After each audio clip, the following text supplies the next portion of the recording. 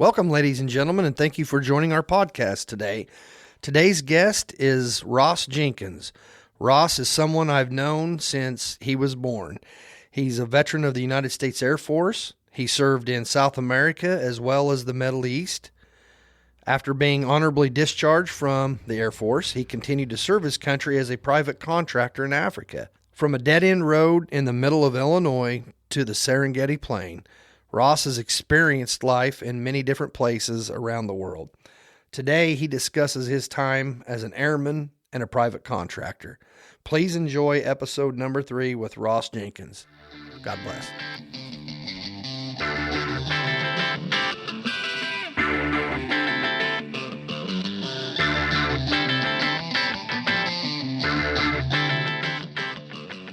All right, my guest today is Ross Jenkins. Ross, thank you very much for being here today. I appreciate it, buddy. Oh, it's a pleasure. Good to be here. What you been up to?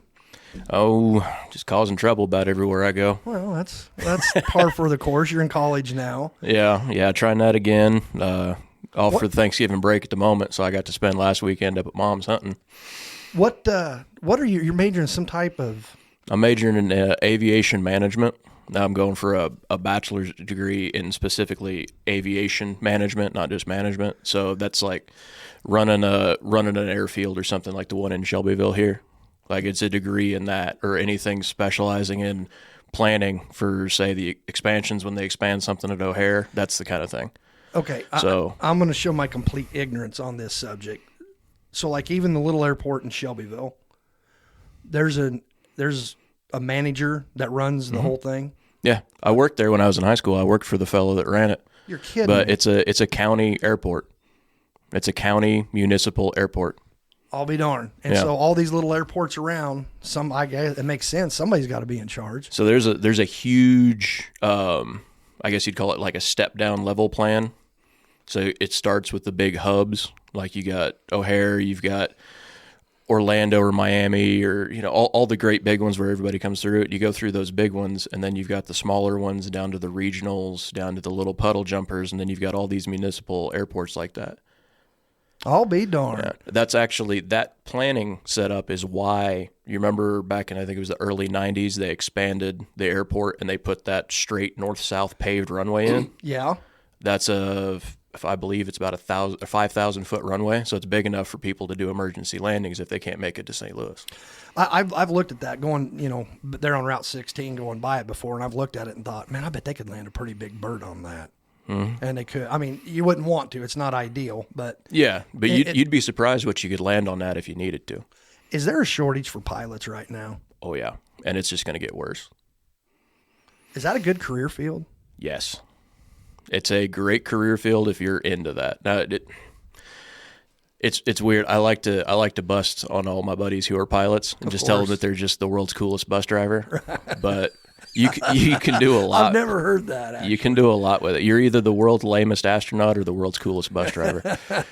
Either ways, yeah. Yeah, but you can do so much with it. I mean, it's a great thing to get into, especially now, because the next 10, 15 years, it's just going to expand. I mean, post-COVID, everybody wants to go on vacation. So they're hitting record demand for tickets. They're hitting record use of all of these airports and all of the flights. I mean, they're just running through them. And cargo, I would think, too, with all the Amazon and ordering everything online. They got to fly stuff here and there. And oh, yeah. Yeah, it's huge. Absolutely huge. So 2, I believe, of the major airlines have committed to starting their own schoolhouse. So you can come out of high school and go to whatever American Airlines University or whatever they call it, and you go through their training pipeline, and then you go work for them. That would be cool. Yeah, and that's a great You set of you got to live close to a city, though, don't you? Generally, it's what they call in domicile. It's best if you live in domicile, but the domiciles for the junior guys aren't that great. So, if you get on with, say, United, you might get stuck in New York City. New York City, if you're making 40, 50 grand a year as a brand new pilot, it's not a great place to be. Sure. But to get to the nicer ones, the ones that more people want to get to, you got to build your seniority up. Like anything, though. Yeah. So that's kind of the plan. I'm not sure if I'll end up in the airline industry or not. I don't know. There's something to be said about flying a guy out and dropping him off in a pond somewhere so he can fish for the week too. That is really cool. That's cool. I always said I won't ever get on another airplane. Yeah. If you get your pilot's license, I might. Yeah. I'll bring you up. Yeah. Man. I'll bring you out. I might get in a bird with you, but I used to jump out of them, and now I just the thought, and it's the thought of being trapped where I can't get off. It's a psychological thing. It has nothing to do with the fear of flying or the safety of it. It's what I don't like is I can't say, hey, stop, I want to get off this. Yeah, I can see that. It's a weird thing. So see, I've never done that, and right. it's the thing. I've spent my entire career in and around airplanes. Uh-huh. I don't like heights. Yeah, no, I get it. It just doesn't. It's backwards, So let's get into that. Let's start with your early life. I know where you grew up, but tell us. Yeah, I grew up about a half mile south of you, or north of you, on the entrance to the dead end road. Yeah. Grew up. Mom and dad had a farm there. I guess if I remember right, dad's dad got a hold of it and built the house and put the buildings up there pretty early in the 20th century. I'm not sure years. Like I said, we talked a little bit about it before you started recording. I'm fairly disconnected from the generation older than my parents. They were all gone. Most of them had passed away. Yeah. So I just knew Mom's mom, and she moved out. I remember her moving out from Pana, and they set that trailer out there. I was 3, and I remember they set that. So I'm not sure dates on any of that. I just know at the footing of the barn, when you walk in the door, there's a spot where Granddad carved, I believe it's October 1945, when they poured the footing for that barn. I'll be darned. But yeah, grew up there, went to school in Shelbyville. The whole time, one of the few people that didn't move or go somewhere or do something else. I graduated out of Shelbyville in 2004.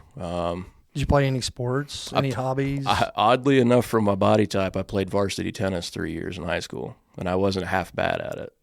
That is, which if anybody was to look at you, they would think football. Yeah. I'm about 100 pounds over what you'd expect for a tennis pro. But that is cool though. You went with tennis. Yeah, it was fun. Dad didn't quite know what to do about that. Dad played baseball and basketball. In fact, I've still got his high school basketball uniform. He stole it from the school. No kidding. I still got it. Now, did he go to Shelbyville or Westervelt? So he went to grade school at Westervelt. Okay. And then they closed that school, and he graduated from Shelbyville. Okay. So I didn't know when they closed it. I've got Grandpa's class ring from Westervelt. I've got Dad's class ring from Shelbyville, and then somewhere in a pocket, I assume I've got mine from Shelbyville. I'll be darned. Well, that's kind of cool. Yeah. So you're a tennis player. I was a tennis player.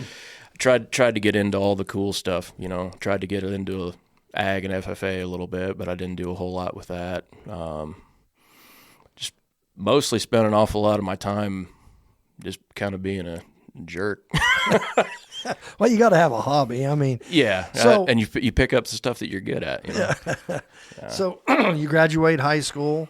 What point did you think military? Is it something you always knew you were going to do? I was always going in. I mean, I knew pretty young that Dad was an Army man. That's what I called it. Right. I didn't know any of the context. I just knew Dad was an Army man, and I was going to go too. I heard more of the stories as I got older. I found out that he got drafted in the 60s, and because of his MOS in the Army, he didn't go to Vietnam, where most everybody was going, because he worked on the Sergeant missiles. They weren't used there because theater ballistic missiles didn't work in the mountains. So he actually went to Korea for a year and did his time there, and then he came back and finished out at Fort Sill in Oklahoma. Which is where I went to basic and AIT at. Yeah. Yeah. So he did his thing, and I knew a little bit about that, and I just thought that was the neatest thing ever. And honestly, when I kind of felt like that was about the only way I was going to get away from here, and I never really thought about it as anything else. I was just ready to go do stuff and see things. In a lot of ways, when you grew up, we weren't poor, but we weren't, middle class, lower middle, whatever you want to call it. There really isn't a whole lot of opportunity. The military is kind of, you want to get out and get away. That's kind of your tool. Did you talk to any recruiters other than the Air Force? I talked to everybody but the Army, actually, with some intent of getting some info out of them. Navy sent a recruiter to the high school, and I talked to him for a little bit. I returned the card and met Sergeant Flanagan, the Marine, down at Effingham. And it turned out that my Air Force recruiter was in the same office as him. And it turned out the Navy recruiter, they had one of those where you walk in and then there's 4 offices in the corners and you split and talk to whoever you want. So Flanagan, the Marine recruiter and my Air Force recruiter were buddies, and they busted on the Navy guy, and nobody really talked to the Army guys. That's about right. But Flanagan was always aggravated that I got poached, but I didn't belong in the Marines. Yeah, I ended up talking pretty serious with the Air Force recruiter because I wanted to do something with airplanes. That's the branch to go into, I mean, honestly. And I mean, I know every branch has got their own aviation, but if you're into airplanes specifically, that's the one. So you end up deciding Air Force. Now, when you went in, now I've heard you pick 5 MOSs and then you find out at AIT. When you went in, did you know the job you were going to have? I did. What they'll do is they'll give you a dream sheet for that, just like they give you a dream sheet for bases. So you put down your primary jobs that you want. And honestly, I wasn't thinking anything about being in them. I just wanted to work on them. So I think I had heavy aircraft crew chief, TAC fighter crew chief, sheet metal, power plant, everything was maintenance. I just wanted to work on planes. And I was sitting at my girlfriend's house in Shelbyville, and I got a cell phone call from my recruiter and asked, hey, do you have any interest in doing this airborne communications thing? I don't know. What does it involve? First thing I heard airborne, I was like, I'm not jumping out of stuff. And he said, well, it means you're going to be on the plane doing stuff, and it says stuff about radios and satellite communications and things like that. I thought, well, that sounds fun. I like electronic stuff. So he said, oh, and you'd leave 2 weeks earlier. Well, yeah, sign me up. So you were ready to go. Yeah. So I went from leaving in August to moving my date up to July, and I committed to that. Committed to that job. So basically, I'm not sure how it worked, but he basically put my name against that job, and that's what I went in with. I didn't do the whole thing where you go in open general, is what the Air Force calls it. This is what I'm going to be. I knew I was going to be, at the time they called it ACES, Airborne Communications Equipment Specialist. Okay. So your date approaches, you leave. Yeah. You go and I was ready to go. I signed up in November of 2003, and I didn't graduate until 2004. So I signed up. I was committed, pot committed. I'm going. Okay. Lackland. That's where all Air Force goes to basic training, is at Lackland Air Base in San Antonio, correct? Yep. They've just got the one, whereas Army has the 2 and Marine Corps has the 2. Well, we had more than 2 back in the day. I don't know what they do now, but I mean, you had Fort Benning, Fort Sill, Fort Jackson, Fort Leonard Wood, they're all Fort still Knox. Running? Yeah, Wow. well, they all were. Yeah, there was a ton of them. I knew Leonard Wood and Sill were running, Dix. but I'm not sure who all was running was running stuff at that time. Yeah. But yeah, you got to figure they reactivated a whole bunch of that stuff too, because everything plussed up a couple of times after I got in. So sure. What year did you go in? I joined in 2004. Okay. I left July 12th, and I swore in July 13th, 2004. 2004. You get to Lackland. What was your first thoughts whenever you know? What did I get myself into? And I never really stopped asking myself that question. It's a lot different than growing up on a dead-end road in the middle of Illinois cornfields, isn't it? Yeah, I never really thought of myself as quiet or sheltered until I got into that sort of environment and started meeting people from all over, which we've talked a little bit. You had a little bit of that shell shock when you joined the Army, and I had a similar situation. Like, you're from where? You do what now? The city guys all chest thump and talk and brag, and it seems like the small town and rural people just kind of sit in the back and we're quiet, just kind of observe. Yeah. It's just a different way of life. And there's always odd ducks in there. Sure. Sure. We had a guy who was supposed to be a combat controller, but to have a top secret clearance, you can't talk in your sleep. That guy, we'd mess with him. We'd have full conversations with him in his sleep. No kidding. I don't know where he ended up going. Yeah. So you get through basic, any highlights, lowlights, anything crazy about everybody's got basic training stories. I mean, yeah, basic training stories. Those are the things you get so used to telling them when you first get in. You tell all your training stories and all your tech school stories because that's the only stories you got, And then you quickly start adding new stories to the list, and you forget a lot of them. And they're better. Yeah. Yeah. Like, well, we thought it was just the funniest thing one day when the kid that he had to do the dust mop, the great big, like 3 or 4 foot wide dust mop that you run down a hallway, down and back. Right. Yeah. Well, you're supposed to take those outside and shake them. We were on the 3rd floor, so he's like, yeah, this is easier. I'll just stick it out the window and shake it. And then he had to go tell them that he had dumped the head of the thing off onto the roof of the 2nd floor, and we had to go, or roof of the 1st floor. We had to go downstairs, ask to get into their bay while they're in the middle of doing stuff, climb out their window and go get it. And the whole time, the guys just dump one side and down the other, hollering at him. Oh yeah, yeah. Just silly stuff like that. Just the idiots. Yeah. Or the guy, we had another guy that could do one of the TI's voices perfectly, and he'd mess with the guy that would talk in his sleep. Oh yeah. And so you'd walk in the door, and you were looking down one bay, and then you could go through an entrance, or you could turn at the door and go down a hallway, and then there was another bay. And so he would run laps of that, and the dude would stick his head on the other side back and forth. Ballard! Ballard! Proceeding, sir! And he just goes running past, and we're standing there looking at him. Yeah. And he gets going, and then he sticks his head on the other side of the wall. Ballard, proceeding, sir. And this guy's sweating. Yeah, just silly stuff like that. Yeah.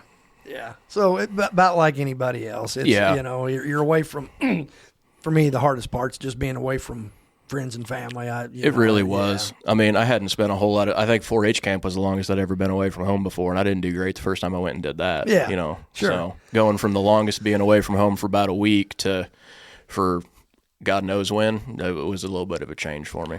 So you graduate from basic. Yeah, graduated from boot, and then did the great big move across the highway to Medina Annex and stayed in San Antonio for another month doing my first school.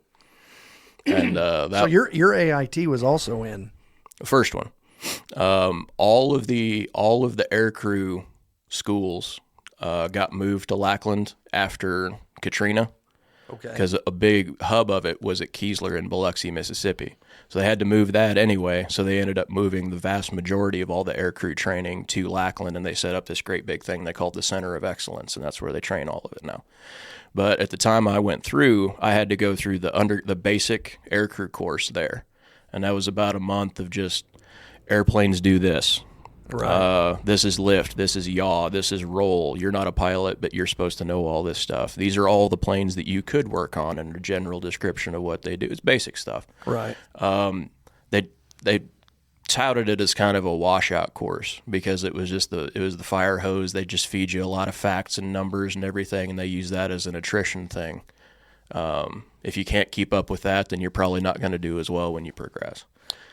So you do that. You say that's a month. Yeah, that was a month. I went from there to Spokane, Washington, and I did my S.E.R.E. training out there for about a month. I did 3 weeks doing the fairly aggressive camping trips stuff, and then I did water survival there over the last week.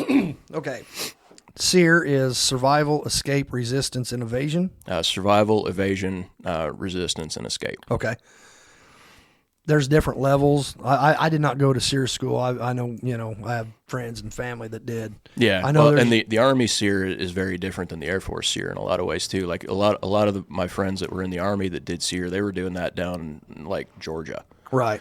Whereas I was doing it up in like the higher plane kind of stuff and going up into the kind of the foothills of the mountains and climbing up and down and stuff. It was fun. The camping trip part of it, I'd go back and do that any day of the week. The more aggressive bits, I don't need. Yeah, I don't feel like doing that again. Now, you never ever get a true story from anybody that's been through S.E.R.E. exactly what they is there like a non-disclosure thing that you Absolutely. Okay. All right. And that makes sense. There's a reason for that. They tell you during the initial explanation of what you're getting into and why they hold the things that they teach everybody very close. When they interviewed POWs coming back from Vietnam, they would sit them down, and the aircrew guys, they would look at them and they say, "We'll just get this straight. This is not Fairchild." Fairchild was the base where he did S.E.R.E. They knew what they were trained. They knew how to get around it. Like, so holy cow, the stuff that they teach you that. is it's very. They try to be very careful about it. Now, a lot of it is just basic woodsmanship and basic survival stuff. The stuff that they guard pretty carefully are the facilities and how they do what we called Happy Valley. It's where they put you in and mock everything up. Now, but you said something about water survival, which is a different course than that's not part of the S.E.R.E.s? No, that's a separate one. The basic course, I believe, was SV80, and then I want to say it was SV83 was the water course. And the one that I did was the end of October, so I didn't really want to go swimming in a pool outside. I would have 100% done the better S.E.R.E. school. They had one that was off of Pensacola, Florida, and then you got to actually go jump out of a plane, bob around in the water for a while, and they come get you. But that's really expensive. So a couple of years before that, they made everybody go to Fairchild, just stay there for an extra week, and they'd put you in a pool, and they had an apparatus that would either simulate a small version of a C-130 or a big version of a helicopter, and they'd spin you upside down and throw you in the pool, and you'd have to get everybody out and all that. So that was fun, but a very different kind of fun. Sure, yeah, right. So you get done with your S.E.R.E. school. And then I went to Biloxi, Mississippi. I was down at Keesler before Katrina came through, so everything was still the way it was. And Keesler was a pretty big training base for a lot of different stuff. And what kind of training were you doing there? I was doing my specific stuff. The Air Force calls them AFSCs, Air Force Specialty Code. So my specialty was 1 Alpha 3. I was going to be an airborne comm guy. They sent is that what we would call an MOS? Yeah. In the Army? Yeah, it's the exact same thing. Okay. Yeah. Okay. So a lot of the air crew jobs, there were 3 or 4 of the different air crew jobs that went to their last school there. There were the ATC training was there, and the students for the ATC actually ran the field part of the time.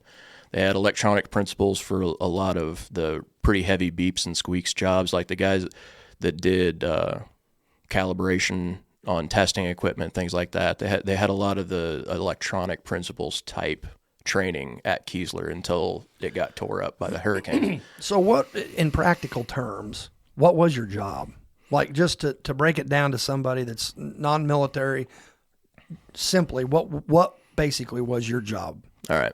So a person who maintains radios or any kind of a radiating piece of equipment on an airplane, the ground crew that would maintain that are termed as a comm nav troop. They work on communications and navigation equipment. I was essentially a flight-suited flying version of that guy. I would bring up the system on the E3 AWACS. We had 30 UHF radios, 3 VHF AMs, VHF FM, 3 HF radios, and 2 data links. So you were in charge of all the communication on that bird. I ran it up. I made sure everything was working. If anything broke down, I would pull out 2 tech orders that stacked up to be about 18 inches tall together. They were the ground maintenance tech orders, and we used their tech orders to troubleshoot to a point. How many of you were on that bird? It depends. There was at least one. I was actually a communications technician. It was my crew position on the E3 AWACS. And you had a technician and an operator that sat next to each other. Okay. And what they tended to do was have 3 people in the comm position. So that could be 2 operators and a tech, or it could be an operator and 2 techs. It just kind of depended on who had more experience or who was available for that flight. But I ended up flying with people quite a bit, and then ended up becoming an instructor after a few years. So at that point, you're almost never flying alone unless you're deployed. You've got somebody with you that either is in continuation training, meaning you're just flying with them to teach them more stuff. They're learning to do the job in the first place before they get signed off to go fight. Or you've got somebody who maybe has fallen behind and you're kind of checking them out. So where you get done with that schooling, where do you go to next? Right. So I finished Keesler in February of 2005. So I did the whole Christmas exodus, came up to visit mom and dad and did all that. And then I went back in January, and finished the last month of school out, and I got stationed at Tinker Air Force Base in Oklahoma City. In Oklahoma. Yeah, so when I got there, like I say, and I got onto the E3 AWACS. It's a big 707 platform with the spinning radome on the top. And that thing is a 1950s airframe with a 1960s computer that is in a case that's bigger than a gun case, running a 1970s ground radar that's been grafted onto the back of the airframe. That's crazy. Yeah. It's wild for what it was at the time, and it's amazing what can be done with it now. It was people who actually know what they're doing with it. But that's actually, they announced this year that that's being retired, and they're going to replace it with a new platform. So there you are in Oklahoma. You're going along. At any point, did you think you were going to get deployed overseas? I was waiting for it. I couldn't. You knew it was coming. I couldn't go fast enough. Right. I mean, like I said, I signed on the dotted line in 2003. Right. After the Iraq invasion, we'd already been in Afghanistan for a couple of years. It's like, this is the thing I'm going to go do. Right. And I was frustrated at how long it took me to get there, actually. How long did it take you? Oh, the first time I flew over Afghan airspace, I think I was in my 4th or 5th year already. Oh, wow. Yeah. It took a couple years to get on the road in the first place. It took a whole other year after I got stationed in Oklahoma City before I was actually assigned a squadron and sent out to go do stuff. It was in a whole other year of training there. So I had the ground school specifically for my position on that aircraft, and then they sent you around to the other side of the base, and then there was a training squadron that was flight specific, and you flew however many flights it took to get you spun up. So I did 12 flights out there, including my check ride, I think.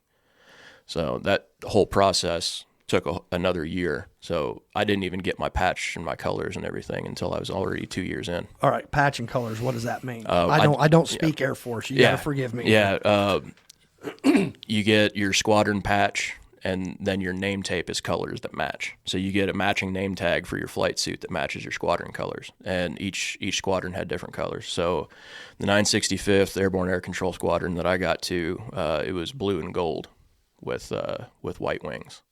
And they changed. I had a couple of board lieutenants that got way too deep into history, and they started messing with the patches and everything. We didn't really care that much for him, but it changed back and forth between the Falcons, the Golden Eagles, and whatever. It's the 965th. A squadron, is that equivalent to it's about a battalion? It's about 300 people. Okay, so that would be like around a battalion in the Army then. Yeah. Okay. Yeah, you go flight where you have a couple of dozen people. You have several flights in a squadron, and then you have the operations group, and then a wing. A wing would be more like a division then, I guess. Yeah. Your wing is about, the one at Oklahoma City, I think, was about 5,000 or 6,000 people. So yeah, that'd be about your full division equivalent. Yeah. Okay. And in that wing, we had 4 operational squadrons to deploy. The mandate was that each squadron had to be able, within 72 hours, to kick 10 crews out on the road. So theoretically, the wing could generate a minimum of 40 crews in 72 hours. And then you had the operational support squadron, you had the ground training, the flight training squadron, and then there's also a guard. I think it's a Oklahoma Guard AWAC squadron out there as well. So there were 5 actual operational deployable squadrons. You get your orders to go. You know you're going. Now, where did you go to? Did you do any deployments overseas before you went to the sandbox? Mm-hmm. Yeah, my first one, I actually turned 21 in Manta, Ecuador. Really? Yep. I'd never heard that. Yeah, I went to Ecuador on my first trip, and I was fairly upset because the deployment order for the desert crew didn't come down until we'd already built our crews and spun up and got ready to go. And then it was a last minute kind of, oh, by the way. Really? Yeah. So we generated our 3 crews to go down south, and if you were on that crew, they just kept you there. And then they generated another 5 to go out to the desert a few weeks after we left. I'll be darned. And then we all came back about the same time. And then from then on, it was a split. You did one or the other. Either went to South America or you went to the desert. What were you doing in South America? Is that something you can really get into, or counter drug?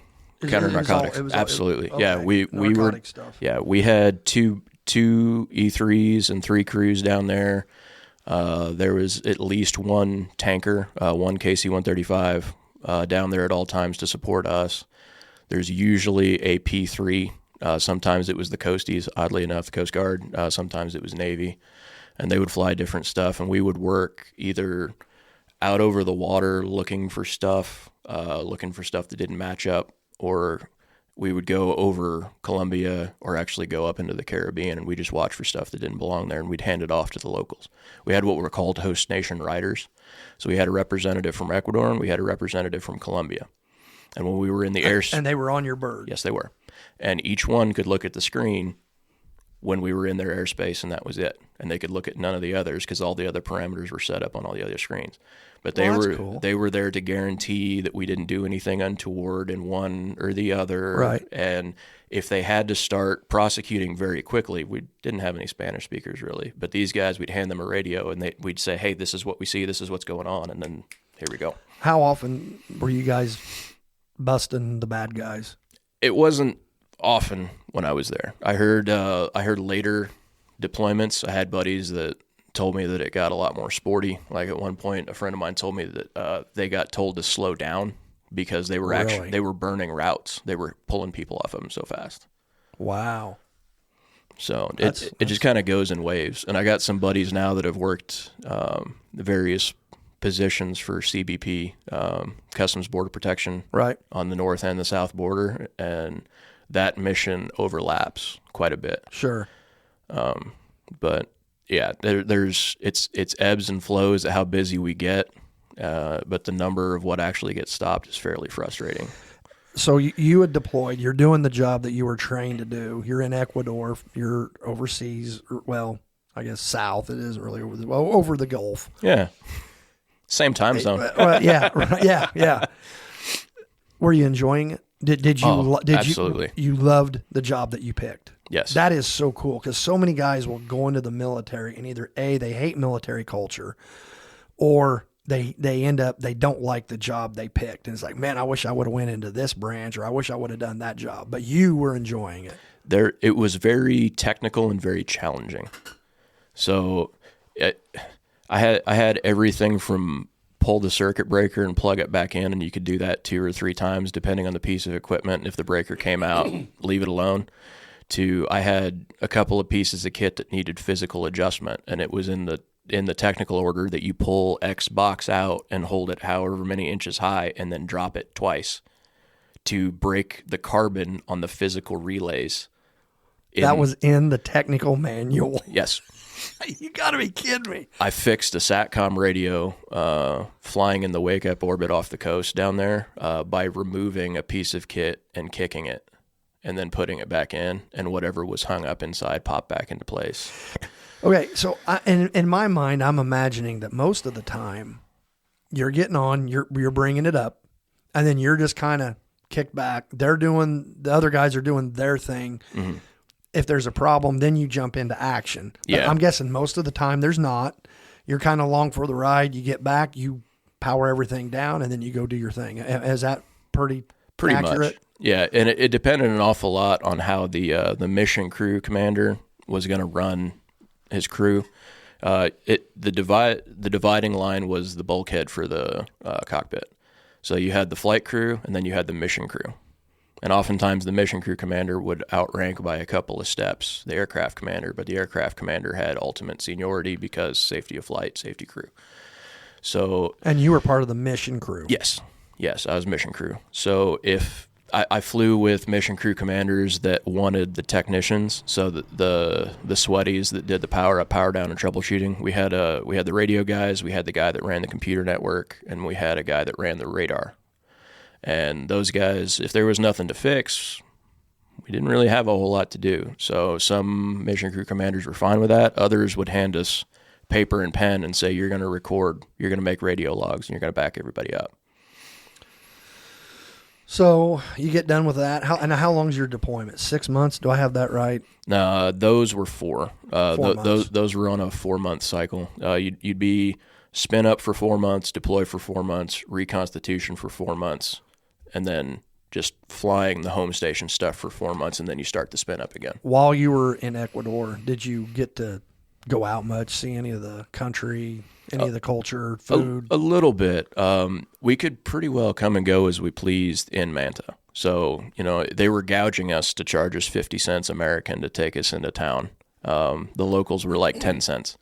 But it was odd because the the money there ran on U.S. currency, but they had their own coins as well. So they had like their own stuff, but it was a direct U.S. There's no exchange rate, but everything was still dirt cheap. So you could go out for the night with $15 in your pocket, and you'd have a raging time. You know, it'd take you 50 cents to get to town, 50 cents to get back from town at closing time. If you went on the right night, you end up at the bar that's a $12 cover, and you get a wristband, and you're good until 3 a.m. when they shut down. That's crazy. Yeah. So you had a lot of intermingling with the locals. They had a lot of really good restaurants in town. There's a couple of casinos. There's some places that had riverfront stuff. We could stop and hang out. For my birthday, actually, a few friends got together and put together a trip, and we went a couple hours down the coast to a place called San Lorenzo. It was a white sand beach. Oh, wow. And we got to hang out down there, and they cooked us lunch, and we just stayed away from the base, you know, Sure. after a couple of months. Was there much danger? You hear about Ecuador and Central and South America, a lot of violence, a lot of, cartel stuff. Was there, when you would travel away, obviously they know you're American. Obviously they can tell you're military. Oh, yeah. Was there ever... There's no hiding that. There was some active stuff up in the jungle. Not too long before, I believe, I got there, a tanker crew got a wild hair and decided to go running up into the mountains a little bit and kind of see what was to be seen, and they got snagged. Oh, but darn. Yeah, and that was, I want to say that was within about a year of me being there. But as long as you stayed pretty close to town and you're fairly mindful, I mean, it's not, most places I've been in the country, it's not a whole lot different than if you're going to go walking down Springfield or Chicago. You just kind of keep your head on a swivel, watch your pocket. Sure. You're fine. Most major cities, there's areas that are good and there's areas you want to avoid. Yeah. So you do your time in Ecuador, you come back to the United States, come back to Oklahoma. Mm-hmm. Yeah, I did come back to Oklahoma. About that time is when I had enough hours. I was experienced, and they started talking to me started looking at me for instructor in the next couple of years. I actually did instructor upgrade before I went back out on deployment 2 years later. See, Ecuador was in 2007. And then 2008, I got to go to the desert finally. So I spent a year at home training, flying, doing whatever, TDYs all over the place. Most of our TDYs went out to Nellis, out to Vegas, because there's the big training range out there, doing all the air-to-air. And again, I'm going to show my ignorance here, but I'm thinking, how much different can it be whether you're chasing, narcos down in the jungle or over the ocean, or you're chasing bad guys as far as your mission? As far as me, the comm guy? Yeah. No, it doesn't make a bit of difference. Okay. Yeah, I'm still running the same kit. You're still doing doing my same thing. Right. Yeah, I'm just a lot hotter until everything cools down when we take off. I would find an excuse to go down in the forward lower lobe and then just lay on the floor for a while, the metal floor, because it's not heated down there. So once you get above about 10,000 feet, all that is cold. So you can go down there and lay there until you stop sweating. And then go back up. Oh, yeah, I didn't find anything. Yeah. Just give you that snap cool to cool you down real quick. Right, yeah. But, the job itself is the job on that. Right. It was very different for the controllers and the surveillance guys. Those were the fellas that were actually using the computer and using the radios and using the radar. There's several banks of these consoles, and they're doing different stuff. You had a surveillance section that would identify targets based on certain parameters, and if it was a bad guy, they'd pass it off to the officers, and they were the ones that would direct aircraft to do whatever needed to be done, intercepts, whatever. They'd label them as far as targets to people. So you went to Afghanistan first? Did you go to Afghanistan and Iraq? No, I never did Iraq. You were in Afghanistan. The deployment to the desert, the same cycle that I deployed to Ecuador, they flew about half and half, Iraq, Afghanistan. When I got there the following year, we did exclusively Afghanistan while I was there. Both trips that I went, I did all Afghanistan. When your bird landed, you come walking off and you're putting your boots on the ground in Afghanistan. What was your initial thought? No, we're getting ahead of ourselves here. When I was flying AWACS over there, we deployed to UAE. Okay. So I was I was on the ground outside of Abu Dhabi in UAE. So first time there, you walk out. Now you've never been in the Middle East. You grew up, you're an Illinois corn boy. Yeah. What was that like? Hot. I'm not kidding. We walked off of an MD-11 at about 3:00 in the afternoon local time.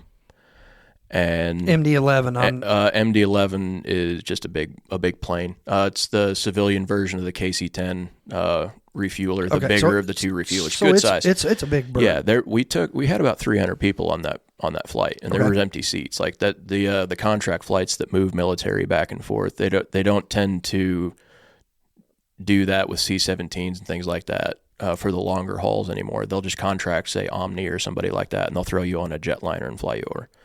So we landed on the ramp in UAE, and I walked out, and it just hurt. It was so hot. I'd never been that hot. I went towards the squadron. A bunch of people veered off towards the smoke pit, and I stepped in there because it was cooler in the shade, and they had a thermometer up there that said it was 118.5 in the shade. And I thought, again, what have I gotten myself into? But you get used to it. But it's a dry heat. So no, it's not.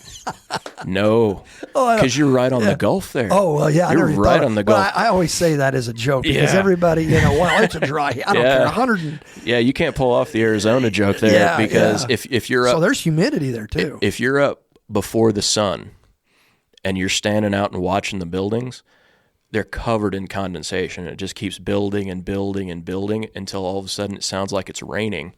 And it's all the condensation running off all the chews where everybody lives because everything's metal-sided buildings. So they're just gathering all that condensation. It sounds like it's raining outside. So when most people think of the Middle East, they think of, vast deserts and the city, palm trees. What's the vegetation like? There's not a lot.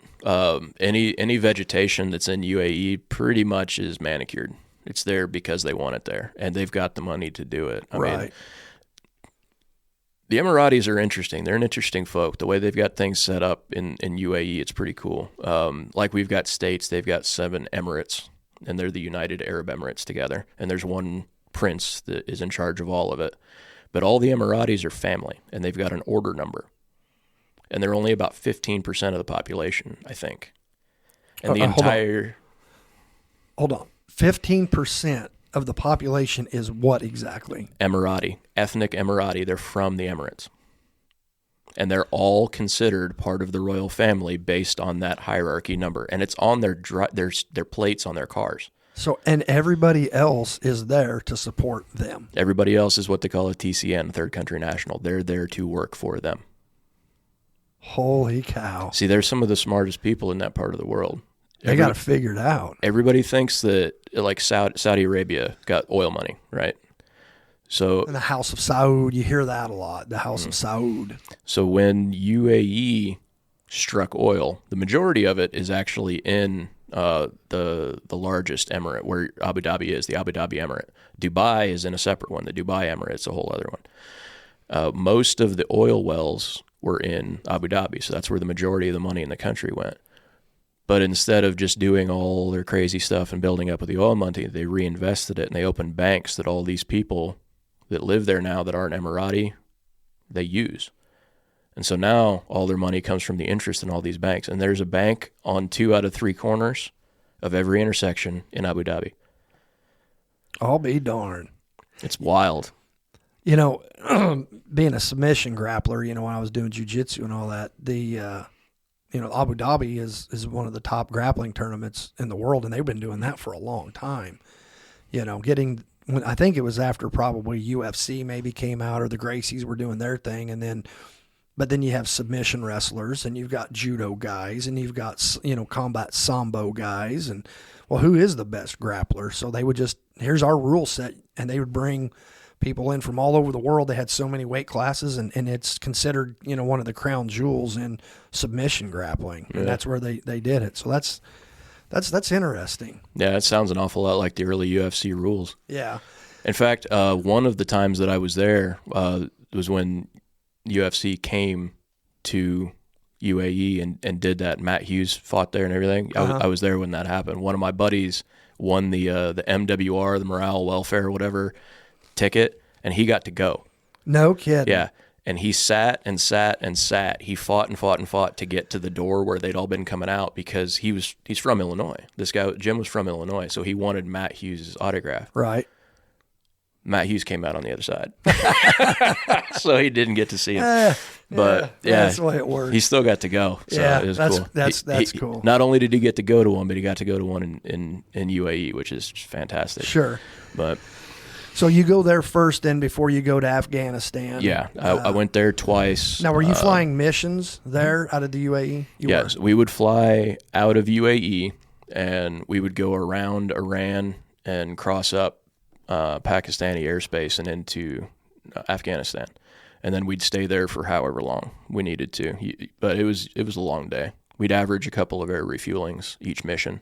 The longest one that I did, we did 3 air refuelings because there was some stuff going on that nobody else could cover. Right. So we just, cool, we'll stay up, we'll cover it, we'll take care. Because we weren't getting relieved like one crew after another. We were just taking time blocks because various other stuff needed, covered. At the time, they still had ground stations that were still doing a lot of stuff. They hadn't converted everything over to air, so we would cover when they would drop those down to work on them. I'll be darned. So you were flying pretty much all over that area then, and again, what 6-month deployment or that one's another AWACS. My AWACS deployments were all 4. I did a 6 to Afghanistan, and then I quick turned back to Afghanistan. On a different platform, and that the second one was 3 because I quick turned, but the first one was 6. How many tours did you do total while you were in the Air Force? 5. 4 of them. 4 of them are what I would consider combat because they were to the desert, and then the first one was South America. Without, I don't know how much all of this stuff's open source, but whenever you guys would go up, would you have? I'm guessing you have to have some kind of fighter escorts. Not usually. No. We owned the airspace there. Like, we owned everything. Okay. Now, there was never any credible threat, like air-to-air.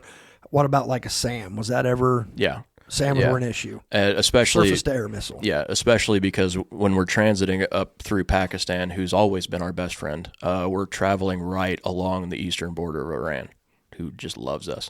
Sure. And, I mean, as soon as we take off, we're in the weapon engagement zone for some of their stuff that they have on the coast on the other side. And we're flying in that all the way up until we get far enough north into Afghanistan that we're out of their way. Did you ever have any hairy moments where you guys got locked on or anything like that you were aware of? No. I never heard anybody screaming in a high-pitched over that. So that's good. That would have been a thing that came up pretty quick. We did have I always called him, I didn't care what his rank was. I always called him Lieutenant Rusty. Because when I met him, he was a lieutenant, and his first name was Rusty, and he was the nicest guy ever. He ended up getting into the specialty where it was beeps and squeaks stuff, and he was the one who was monitoring all of that while we would go off. When you say beeps and squeaks? Electronic spectrum stuff. Electronic spectrum, there are various emitters for different things, say radar or radio. They emit in different parts of the spectrum, so you can get an idea of what it is. You've got location data that you can figure out, well, it hit us from over there, and it's along this line. Okay. So you can start to direction find where some stuff is. Gotcha. And based on the signals that you're receiving from them, you can go through a logic chain and figure out what it probably is. Okay. And that's super handy because you get to develop an order of battle on what the other guy has laid out with that. So that's fun. They've got whole aircraft that are dedicated to doing that now. Like we were talking earlier about very early with the KC-135 tankers, they started doing some sniffer stuff like that. Now they've got whole platforms that's all they do. Awesome. Yeah. That's cool. So you did 5 deployments, coming back, going back, and this is in the course of you were enlisted, didn't you? Yeah. So did you do 12 or 8 years? I did 10. You did 10 years? Yeah, I re-enlisted twice, and I got halfway through my third hitch was when they came down in 13 and 14 with all those purges across all the services, right, to try and draw people down. I think I met 3 of the wickets. So I ended up coming out. I've never been a small-boned gentleman. Right. And I happened to have the sore luck of being born at just the right time to where I enlisted a few months after General Jumper, who was the Chief of Staff of the Air Force, had a heart attack. And so now, if you don't have a V shape, you're fat, and you don't belong in the military, and we're going to fix you or fire you. And I danced along the fix line long enough to get a pretty good career in, but I eventually lost it and got the fire. So you did 10 years? Yeah. I did 10 years, deployed deployed 08, 09, and 10, all AWACS, and then 12 and 13 was with some other stuff, and that was actually in country in Afghanistan. And you were doing something different than what you were doing, or similar, or? I volunteered to jump onto another program. It was a big deal. They called it Project Liberty. It was basically just modifying a small King Air twin prop plane, like a business plane, and they stripped the inside out and put a whole bunch of cool stuff on it. And I got to play with a bunch of radios, and I got to deal with a very, very cool camera suite hanging off the bottom of the plane. And all of that was tied together with moving map software, and it was really fun. Let me ask you this. If I go out there and I hide in the timber, I'm really good at that. Can you find me? Give me some time. You'll get me. I found a guy one time on the side of a mountain. He was wearing a dish dash man dress. He was wearing a dish dash that was the exact same color of the rocks that he was in. They knew somebody was on that ridge because every time they drove somebody down the road at the bottom of the valley, they got hit with heavy weapons fire and RPG. Couldn't find anybody. They knew they shot from under a tree, but they couldn't find where they ran to. And I kept scanning up and down, looking around the tree, looking along the rock face, and I kept drawing my eye back to that rock face. And I couldn't find anything. And in the daytime, of course, you're going to be looking in full color. Well, I switched to IR, and I start looking in infrared, black hot, up and down this hill. And all of a sudden, I see this little black pinpoint. And then it moves in a C shape, and it gets like bigger. I want to say brighter, but black doesn't get brighter. It gets bigger, and then it goes back in a C shape, and it gets smaller. Does that 2 or 3 times. Dude's sitting in the entrance of the cave, smoking a cigarette. That's where they had all of the stuff that they'd been shooting stashed in this cave mouth. And this guy was sitting in that cave mouth smoking a cigarette thinking he was fat and happy nobody could see him. Did you get him? I left. The next crew that came in directed on a strike, and apparently he shot out of there like a Looney Tune cannon. Yeah. Cool. So it's really interesting when you get used to what the picture looks like.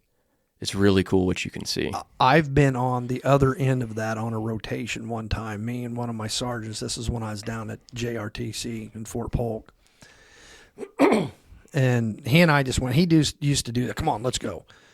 And it's in the middle of a rotation, but they kind of let him, he was, we did our own thing. Anyway, so me and him are out. We're walking, and he's got the nods, which back then were PVS 7s. I don't know what they're up to now. Oh, they're up to like Anvis 12s or 13s now, and they're white phosphorus now. Well, the first ones I had were PVS 5s. That's the first set I had. And then when I got out the 7s, we thought those were just awesome. Yeah. And we're walking along one night, and all of a sudden he's like, crap. He jumps down, and he's like, I'm like, what? And he's like, we're getting painted. Well, I'd never heard that term before. And I'm like, we're being painted. And he's like, yeah. And he hands them back to me. And I look. You're just standing in a floodlight that you can't see. It was unbelievable. When I put those on, I'm looking at a giant spotlight sweeping the ground. I pull them back off. I mean, they don't have stuff like that in Illinois. I'm like, what is that? And you pull it down and you're looking, and it floored me. And it was, I think that was an AC 130 Spectre gunship that was up, Yeah. And anyway, that was, so I've been on the other side of it, in training, of course, but that was cool to see that. The IR flashlight's great. Like I've used it to guide people down roads, or like, no, you're on this side and pulse sparkle it, or no, the bad guy's over here and hit him with a sparkle. Oh yeah, he's up on that ridge. So the guys on the ground, you're talking to them, and you're using IR from your bird to like, no, look over here and shine it so they can, okay, I got you. Mm-hmm. Yeah, it's just like using a laser pointer. That is so cool. Yeah, it's a lot of fun. Can you, how high were you? Is that okay to tell how high you were, or is that something you shouldn't say? I don't know. We had to be up high enough that we were quiet. Okay, fair enough. But that's enough. But we worked lower. By and large, working in Afghanistan was lower than working later in Africa because of the noise, the ambient noise, and how used to planes they were. The who were? The indige, the locals. In Afghanistan? Mm-hmm. Okay. Because by this time, this was 2012. So we'd been there for 11 years. Sure. There'd been planes everywhere, all day, every day. Choppers. Every kind of noise. It's just part of the background noise now. So we could work stupid low, and they wouldn't pay any attention until they saw you. And I had that happen once. We're looking for a guy, and I'd been working this particular target. This is a story for later. We're getting into another airplane. Anyway, that's all right. We'll come back to that. We'll come back to that one. Yeah, we'll remember that one. Anyway, yeah, that guy was fun. So, yeah. Where were we before that? The 2 AWACS deployments? Hey, yeah, I'm losing track. Yeah, we're all over the place. That's all right, though. That's all right. You just tell that story, because that sounds... Okay, yeah, we'll jump ahead. So, at this point, I was on... the MC-12, which was the modified King Air. Yeah, we got to this. We were talking about that. Yeah. So it was a modified King Air 350 with the sensor suite onto it and a bunch of other boxes, some beeps and squeaks stuff. And so it was 2 pilots, me running the camera and the radios, and then another guy doing some other stuff. And then we had boxes on there that just passed through and we didn't touch. They just wanted them on. So we had been working a village I had been working a village for about 2 weeks. You could get assigned to a line on the schedule, and certain lines went to the same customer every day. So I ended up on this same line for about 2 weeks straight, flying the same line, working the same village, and the guy was just excited to talk to me every day because he never gets assets. Like, hey, man, whatever you got, we'll find it. Let's go. Where are we going? We keep going to the same village. We're watching, just looking for anybody moving around, building what they call pattern of life. Well, one day we show up, and like, he's not in there, he's over there. So we go a couple of miles away through this set of orchards and down this road, and there's a bend in a river, and there's a bunch of guys swimming. We're like, he's got to be one of those guys. Let's just see what happens. So we're watching him, see if anybody gets up and leaves. Maybe we can figure out if he's going to go back into the village. Maybe he's our guy. Well, all of a sudden, I see 2 of them get out of the water, and they're talking, and then one of them reaches over and grabs the guy on the shoulder, and then I see his arm come up, and it disappears. He saw me, and he was pointing me out to his buddy. He saw our plane because we were cutting circles above him. We didn't leave. That was the problem. Holy cow. So he sees us. So I yell, holy whatever. Right, yeah. I'm like, hey, wings level now. Get clearance into the next box. We're going to go up 2,000 feet, and we're going to come back. My whole focus at this point is keeping zoomed in to stay on the 1 pixel that I can find of this guy. And we got to be about 12, 13 miles away before we could turn back in. But when we rolled out and left, he thought we were just holding a pattern until we could move. Then, as I'm watching them, they go back to doing their regular thing. It's just like with spooked deer. If you leave, they think you're just a car. If you sit and watch them, they think something's up. Right. So all they saw was, hey, this guy was cutting circles, and he left. Well, then we come back. They pulled the motors back a little bit. We were coming in quiet. We were a little higher, so we were harder to see. We came in from a little bit of a different angle. And by then, I'm following 2 of the guys moving back towards the village.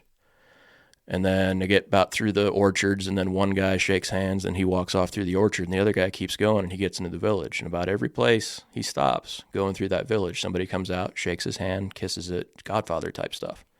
Showing deference is what we called it. Right. And then I follow him. Now you know he's somebody. And I follow him right into the biggest compound in town, inside the wall, and then I follow him into where he slept.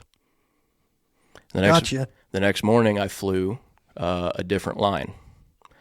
The guy catches me. He says, hey, is this Leroy? That was my handle at the time. My nickname was Leroy because that stupid YouTube video, the computer games. So Leroy Jenkins was my name. He says, hey, is this Leroy? I'm like, yeah. He's like, hey, I put something in your jump server. And we had a server that we could get out onto the secure internet, and we could drop pictures or we could pull products, things like that. We could pull them real time. So I get in there and I look for the date, and then I look for my line number, and I open it up, and it's a picture of two jacked up team guys pulling this little scrawny sucker with higher than his feet can touch the ground. They're dragging him up into the back of a Chinook. And that was about 2 hours before I took off that day. They'd been hunting that guy for months. And how cool is that? Oh, man. You talk about satisfying. That's got to be the most rewarding feeling in the world, because, man, you're actually making a difference to the war effort. Oh, and dude. You're seeing it. When the nearest thing that I've been able to describe doing that, like the AWAC stuff was cool. That's what I joined to do. And when I got a taste of that, it was heroin. Right. Oh, I bet. Absolute heroin. Like, I bet. You want to fly until you're out of fuel. You land and you chain smoke 4 or 5, and then all you want to do is you just want to go back up. The next day, you might get 3-4 hours of sleep. The next day, all you want is you want another cup of coffee and you want to go. Yeah. Like you just can't. You're actually catching bad guys. Heck yeah, dude. Yeah. Yeah, absolutely. That was so much fun. And you're playing with some of the most advanced, coolest toys. And then on the other end of that are some of the most baddest, intense, coolest dudes. And to be part of that team, I can only imagine how satisfying that would be. Oh, yeah. Yeah, I was definitely the little puppy in the back. Just, I'm happy to be here, guys. This is fun. Let's go. Yeah. That is so cool. And I don't know. I wasn't the best, but I kind of felt like I had an affinity for it, and Right. a lot of it came natural. That's why I say I feel like that's what I joined to do, Right. and it just took me a long time to get there. But that was a lot of fun. That was flying. Both times that I went to Afghanistan, I was at Bagram Air Base, just north of Kabul, and I called it the Bagram Bowl because it was almost in the dead center at the bottom of this great big valley, completely surrounded by the mountains. The Hindu Kush started and then pushed up north. Where empires go to die. Mm-hmm. You ain't kidding. I mean, historically, you look back, that is It breaks empires. the graveyard of empires, and sometimes that spooks me to think about, Yeah. which we won't get into any of that. But, Yeah, that's a very long rabbit hole. right. But yeah, that was, man, that was, you talk about satisfying. Oh. That was incredible. But they worked you to death, though. I mean, absolutely worked you to death. Right. Like I had July 2012, I had the 1st off and I had the 31st off. In a month period. Yeah. I was off on the 1st and I was off on the 31st. And that meant that I was the duty dog, and I was taking out trash, and I was going to get mid-rats when the chow hall opened, go get the rations and everything and bring them back. And I was running around doing gopher work. And because I was an NCO, they put me in charge of the schedule block that I was on. And then I also got stuck with the awards and decorations program. And the commander was trying to make his package look very good when he left there. So he was forcing medals. There's a point where you've got enough medals that it doesn't do anything, but he gets to put X number of medals for X number of sorties on his thing. So he was forcing that.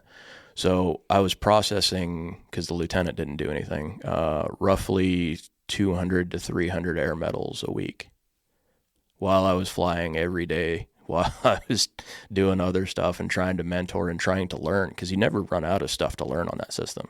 Right. There's always something new. I mean, when I would land, if I would land and a piece of kit didn't work, I would ask the guy if they had a little bit of time. Sometimes the plane was turning around within an hour and going back up. But if there was some time, I would ask him to wait, and I'd run in and we'd debrief, and I'd grab 2 cups of coffee, and I'd go out and I'd sit down with him and be like, okay, show me what happened and show me how to fix it. And give them the coffee, and that usually won me a little bit of credit. And they'd usually show me what was up. So I got to where people would like message me over the chat program when they were in the air, or call me on the radio. Hey man, it's doing this. What do you do? Okay, restart this box, reset this breaker, that kind of stuff. It's just interesting to me. And you're always fighting something. You're either fighting the airplane to make sure that you can take off because it's stupid hot, and you have to, your fat plane has to get off the ground at over a mile up, because Bagram was up there. Bagram was over a mile. So a lot of times in the summer, we couldn't take off with full bags of gas because it was just too heavy. That's wild. That's a whole nother part of the military that's just foreign to me, you know. There's the familiarities. I mean, doing the contracting work later, every 4 to 6 months, you were dealing with a whole bunch of people that were brand new, and you're having to have this conversation with people that have never dealt with the aviation before.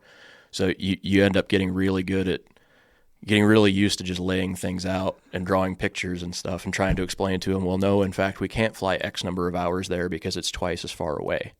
So, that kind of stuff. Well, let's get into Africa, if you're okay. I know we're skipping ahead. Is there anything in between there? I mean, there's always more stories. Well, there's funny stories. Well, we'll there's bring ridiculous you back. stories. But Hopefully, you come back and absolutely. We're kind of laying the groundwork today. Oh man, I feel special. I'm going to be on a series. Yeah, yeah.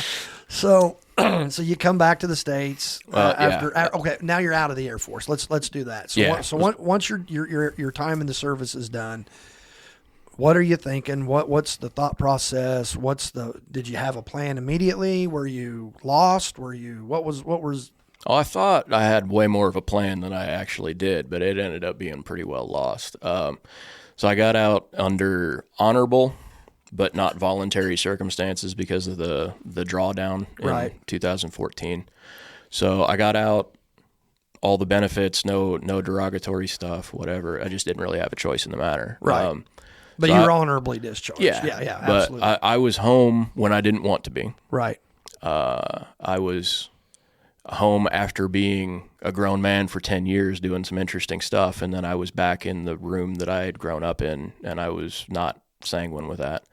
So the first couple of years were kind of rough. The first year was pretty slow. I got home too late to enroll in college, so I bummed around and worked farming and odd jobs and driving a truck here and there. And ended up in school, did that for a couple years, wasn't going great. Majoring in? I was majoring in social work because I had this wild hair in the back of my head that all of my buddies would call me at 2 o'clock in the morning to talk when they were having a hard time. It seemed like maybe something that I could get paid for. Okay. The deeper I got into the program, and the more that I realized that that kind of conversation was not what I would have been having with people.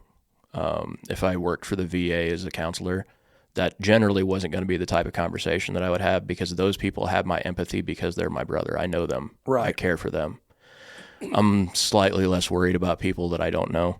Sure. I think that's a human nature thing, kind of coming to terms with that being So at some point true. you figure out maybe I ought not be doing this line of work. And it came around to where I was supposed to graduate pretty soon, and I found out that there was this whole thing that we had to submit that they didn't tell any of the transfer students in my year group.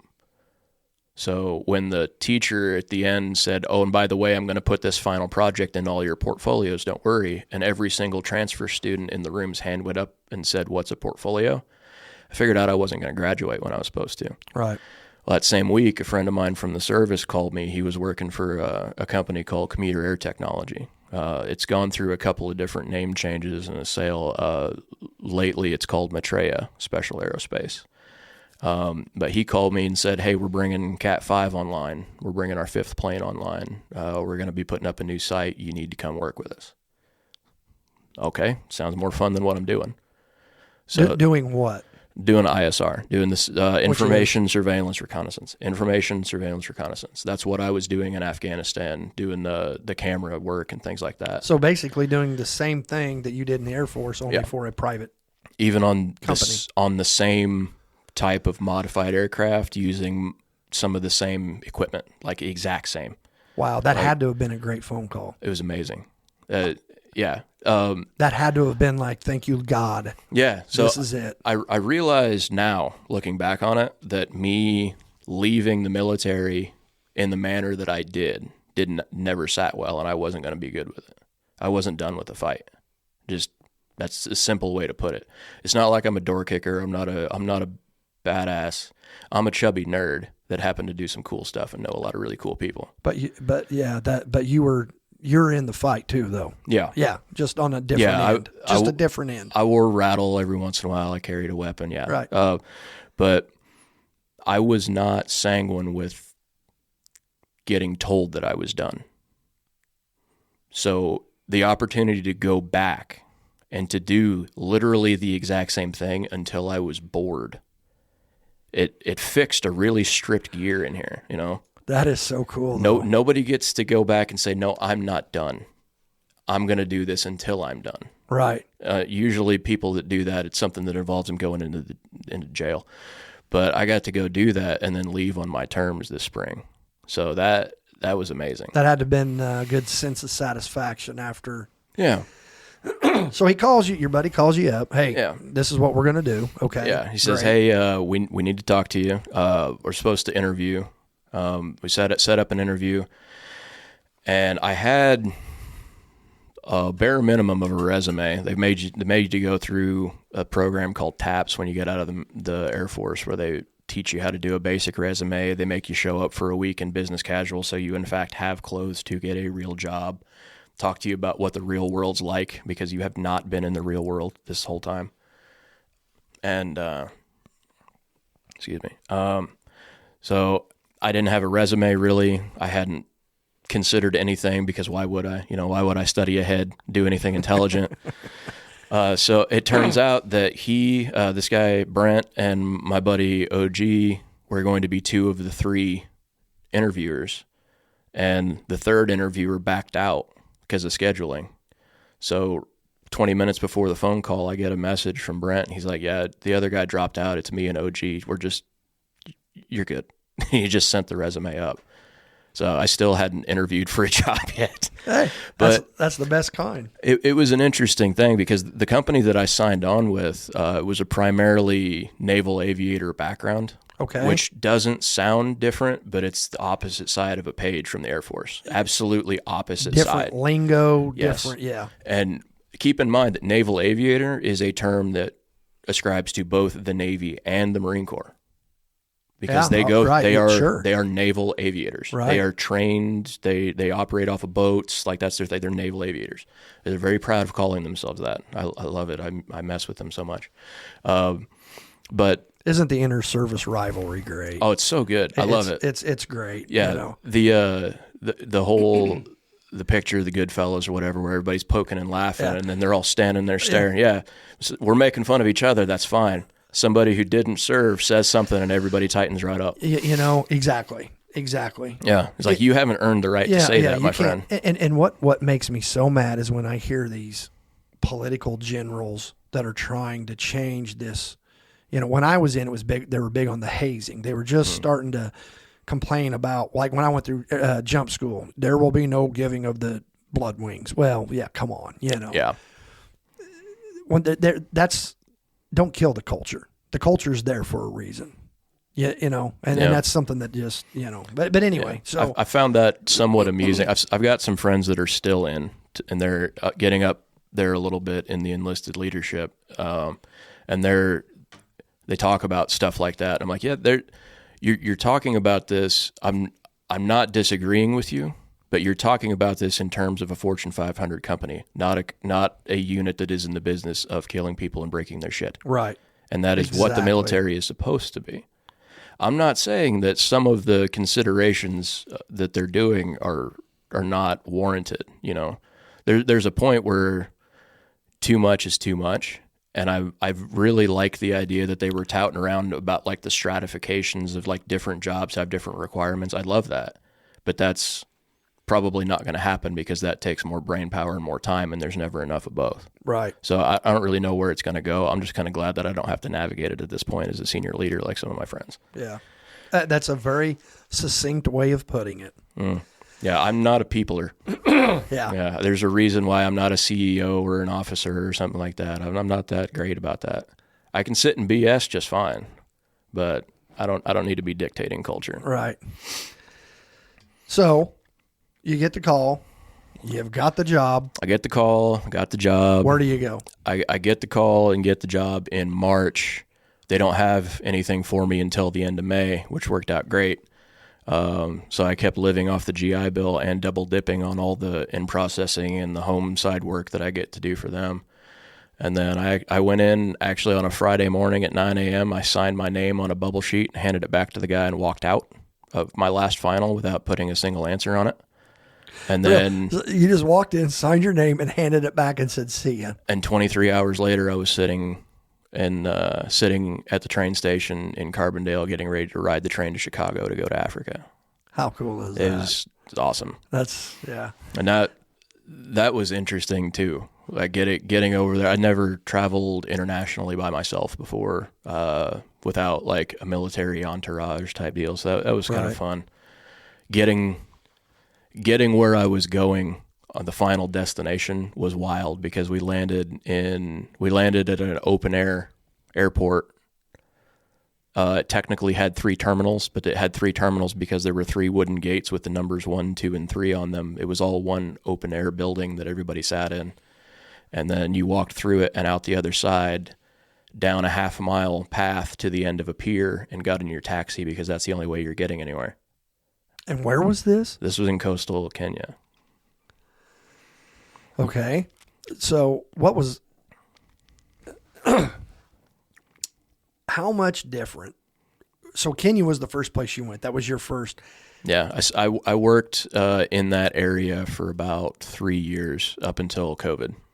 And then timing and everything just kind of shuffled. What did you think of Kenya? It was awesome.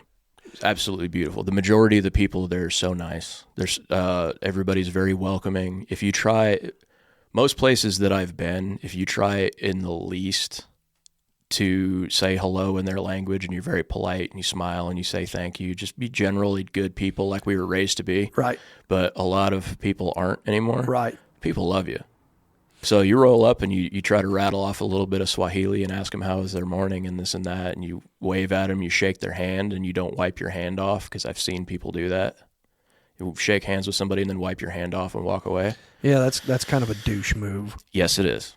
But I've met very few people in Kenya that I wouldn't invite to say hello to Mom. In fact, I brought Mom over there, and she didn't meet a mean person either. Right. So there's a lot of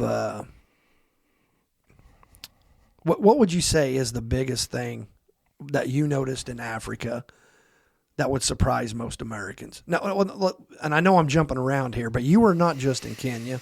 Where else did you go? I lived at least a month in Kenya, Uganda, and Djibouti. I'm guessing of those 3, Djibouti would be the least hospitable. Sort of, but not probably in the way that you're thinking. Okay. Not so much that, see, Kenya bounces back and forth between being majority Muslim and majority Christian. It's usually no more than a few percent one way or another. And the locals would tell us that you can tell when it switches because in their words, it turns to shit when it switches to Muslim. Right. Then it switches back after a few years. People move around, and then reforms start to happen, and people are generally nicer. So the thing about Djibouti being a Muslim nation is they're a very old Muslim nation. They had their Arab Spring years ago. Now they just, whatever. There's liquor stores there. They don't care. Really? Yeah. I'll be darned. Yeah, there's liquor stores, and like right next to a coffee shop that I used to go to down the street from the house, there's a liquor store. You go in there and you get Jack Daniels. It was just $50 a bottle because it was an import. I will say that Uganda and Kenya were British colonies, and Djibouti was a French colony, and it still has a very heavy French presence, including the French having a military base there. And if you look around what's happening in Central and West Africa right now, primarily, all of the former French colonies are popping off. And I've done a little bit of reading, and I've done some talking to some of the people that were a little older that I ran into that remembered colonialism a little bit in Kenya. And it's colonialism. It's not fair. It's not even. You know, they were being exploited, they were being used. But the stories from a lot of the folks in the British colonies were not as, say, inflammatory as the ones out of some of the French colonies. So I think the French were a little more heavy-handed. They were, and they tend to be a little more on the gray side of stuff anyway. I mean, you dig into the history of the 20th century, they did a lot of arms dealing on both sides of the fence. They played a little fast and loose with a lot of stuff in the ways that the NATO countries, I guess you'd say, did, but were quieter about it. You know, that's a whole other conversation. Right.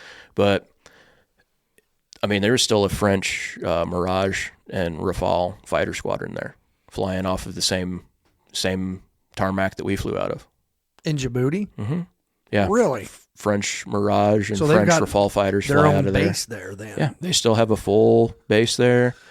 There's I guess I could see that. There's a contingent of Japanese there, I believe. There's a Chinese base there. You can tell it's Chinese because every single antenna is facing towards the American base a few miles away. Okay, I'm going to go down that rabbit hole there just a little bit. Everything I read is that the Chinese are heavy in Africa right now. Yeah. Heavy. Yeah. And they're there for the minerals. They're there for everything they can get. What else would there be? Control. Footprint. So the Chinese, so we just talked about colonialism. Colonialism isn't cool anymore, right? What they do is called economic colonialism. Sure. So what they're doing on the entire continent, not just country by country, the Chinese are putting in road systems that are every bit as good as our highways. They're putting in railroads and they're updating railroads, and they're laying whole new lines. They're putting the arteries and the veins into the body so people can interact and things can move, and it's not so crazy that you have to take a water taxi to just go from one town to another. You might be able to drive on a regular road. But they're leasing this stuff to the locals. They're building it, they're footing the bill, and they maintain ownership, and then they're leasing use. So then they can use that as leverage down the road to start making inroads politically. And also, it's actually pretty dadgum brilliant. It's on the very Chinese. smart. I mean, that's, from a geopolitical perspective, Yep. that's brilliant. And you see, it's not getting any of the press that what they're doing in the South China Sea is getting, because that's military. Whereas the stuff that they're doing in Africa is just cutting checks and building stuff. It looks like they're doing nation building stuff. At this point, do you think, I'm not an isolationist, but I'm kind of an isolationist the older I get. Is it almost to the point where you just want to say, okay, go ahead and let them have it? Because of the problems. We've went down that path. We know what it's like to get in bed with countries and to fight wars for them and to prop them up. And then all they end up doing is resenting you. Yeah. And there's a multitude of reasons for that. I think part of which, who are the ambassadors that you send out? Your young military guys. Well, who are the worst possible examples to send out from America to be ambassadors of America? Yeah, some 18-year-old with a gun. 18 to 25-year-old American dudes, because they're gonna breed it, they're gonna fight it, they're gonna break it, that's what we do. Yeah. And so I know there's a lot there, and there's a lot of natural resources, and we want to keep in good graces with a lot of, but yeah. You know what I mean? To me, sometimes it's just like, well, let the Chinese have their shot at it, because in 20, 30 years, the Africans are going to hate them, or the Middle Eastern, or whoever. It doesn't matter what group it is, because everybody hates us. Yeah. Well, let them start hating the Chinese for a while. Yeah. Well, part of that too. I like that, that everybody hates us. They don't. Really? No. This has been my personal experience. Okay. And this is my personal experience in the States as well as being overseas, as far as what the media tells you that everything is in this X position. It's not. It's a little more towards Y. Okay. It's like the last 3 years, everybody around here has been, it's the worst, and everything's coming apart and everything's burning. And then you just go out and you talk to people, and everybody's just living their life, raising their kids and going to work. Well, overseas, it's a lot of the same thing. You know what I didn't hear at all about in Djibouti? It's COVID. The only place that I had to worry about any of that BS and all the masks and the sanitizer and everything is when I went onto the US base. We lived in town. It's fine. You wear a mask if you want. Don't if you don't want to. It's on you. You're a grown up. Figure it out. It's fantastic. Being treated like an adult. And what a novel idea. Yeah, it's weird. What a novel idea. Yeah. But getting back into as far as like what I thought of, DJ was the only place that I ran into a situation where I was uncomfortable between the three. Now, granted, I didn't do a whole lot of out and about. Right. For most of the time in Kenya, we were pretty well restricted to a very small area. But I did get to do a little bit of traveling and around. And I like I said, I took my mom there and did a safari and did a little bit of running around in Nairobi.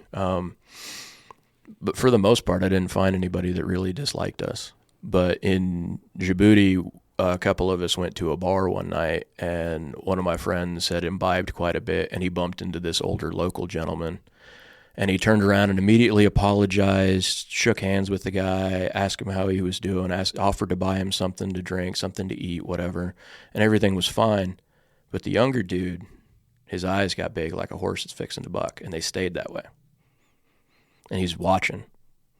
And he's watching and watching and watching my buddy. And he's like, it's like you see he start to get jittery, his eyes are rolling, and it's like, I don't know if he's fixing to do something, but he looks like he's got a really stupid idea in his head. And to this day, my buddy says it didn't happen because he didn't see the guy. Right. But all I did was I just sat on the bar stool next to my buddy. He's facing the bar stool, or facing the bar, and I'm sitting at an angle facing the guy, and I had a pocket knife, and I just pulled it out, opened it, and laid it against my leg and just kept tapping it to where he'd notice it. And he turns and looks at me, looks down at his food, and there's never a problem. I'll be darned. But that's the only time in Africa that it happened to me. Huh. And that was in Djibouti. Yeah. And I know Kenya, you've told me that you really enjoyed Kenya. Oh, yeah, Kenya was beautiful. What's their food like? A lot of it is very simple. We got stuck one day. We had an issue with a plane, and we got stuck off-site with some liaison guys. They were local guys, but they'd been vetted through the State Department, and they were kind of our fixers for that specific area. And we got stuck there, and we couldn't bring the plane back to get it fixed, and so we were just kind of stuck until they figured out how they were going to move us or what was going to happen. And these guys were so nice, absolutely wonderful people. One of the fellows, Robert, ran home, and he grabbed lunch that his wife had cooked and brought it to us and would not let us say no. Like literally physically ran. No, he got in his car and he went, but he ran. It shows my ignorance. I think of Kenyans because they're always winning all the marathons, and I've seen the commercials where they're always running. So I know obviously they have electricity and cars. I'm not that naive, but that's just what I envisioned when you said that. This was at this was in Mombasa, so it's the second largest city in the country. Nairobi, the capital, is the biggest. Mombasa is the second largest, and the international airport there. Sometimes we would use it for a hub or to get gas or just stop through if we needed to. And we had these guys, liaison guys, that worked at a building there that we would pull up to, and yeah, they put us up for the day. Robert went home and got food that his wife had cooked and brought it to us. He told us what everything was. He said, "These vegetables are good. These vegetables you don't eat." Because they were cooked and uncooked. Like they ate the uncooked ones, but they're like, if you want vegetables, you eat the cooked ones. We don't want you to get sick. But it was chicken in a pot, into like stew, whole chunks of chicken, and it's almost like collard greens. Mm-hmm. And there's something that almost had the consistency of potatoes. I can't remember what it is. It's like a root vegetable, but yeah, you just kind of pull it off, and you have like potatoes almost, like if you palmed dry mashed potatoes. But it was really good. Huh. It's very simple. They make something. A bunch of places in that part of the world make something called a samosa, and it's like a mix of meat, seasoned meat, and onions and whatever you feel like putting in it. I've had it with beef. I've had it with chicken. I've had it with fish, and I've had it stuffed with cheese, like feta cheese and fennel. And it's almost like a triangular little crab rangoon thing, but it's kind of round, and they deep fry that, and oh my goodness, it's so good. Now, do they have beer in Kenya? They have beer and wine and all that. Yeah. Okay. Yeah. We primarily would run across Tusker. That was one of the locals. I got away from drinking that when I found out that it had formaldehyde in it. That's why you get a pretty good hangover from it. Then they had one that was a little bit lighter, and it's called White Cap. And on the label, it had the 3 Peaks of Kilimanjaro on it. That one was pretty good. So, could you see Kilimanjaro from where you were? No, we were a little too far north. When we would fly back and forth to like from the coast to Nairobi, you would see it from the plane. I got pictures of it from the plane. And then where I took my mom on safari, the camp was, I think, about 15 miles from the foot of it. Oh, wow. So you'd walk out onto the porch of the tent, and I say tent, these glamping is definitely how this was set up. Okay. Like it was a canvas tent like you'd expect to see on like a Victorian safari, but Sure. you walk in and the whole thing's finished, polished mahogany wood floors. I've seen queen pictures size of those. bed. Yeah. Yeah. So yeah, tent camping. All right. But you walk out onto the porch of this thing of a morning and you're looking across the savannah to Kilimanjaro as the sun's coming down it and lighting it from the curvature of the earth. And That has to be cool. It was overcast the first 2 days we were there, and then I woke up about 6 a.m. the last day, and our driver had messaged me and said, "You must come outside now, Kili is out." And we go outside, and it's the first time that it's been a clear morning, and we watch the sun come up and hit Kilimanjaro. It was fantastic. That was beautiful. Everybody told me my first duty station, when I came home, not everybody, I talked to a couple guys. My uncle had said something to me about Mount Rainier. So same thing. I get to Washington, I land, I'm looking around, after we get to the base, you get checked in at night and all that. Get up the next morning. They had us running around in process and doing this and that. And so that evening you got, some downtime. I go find where the PX is, and, you're kind of familiarizing yourself because I know I'm going to live here for a while. Yeah. I don't see nothing. And I'm looking around. I'm like, where's same thing. Of course, that part of the country, it's rainy a lot. Yeah. And it was, I don't remember how long I had been there, but I remember one day I was walking down a sidewalk and I just happened to look up and boom, there's Mount Rainier. And it's just the same thing. He's like, the first clear day you've had since you got there. Yeah. It's like, that is cool. So yeah, I can imagine what, That's such a pretty part of the country too. I got to go up there for a week on a TDY with AWACS, flying out of Fort Lewis McChord.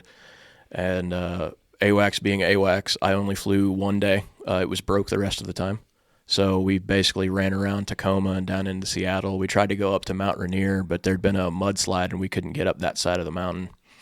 Absolutely gorgeous country out there. It is. It's beautiful. And it was lucky enough to be before Seattle completely went to pot. And I don't say it's just a shame what's happened out there. I got a buddy that lives out there.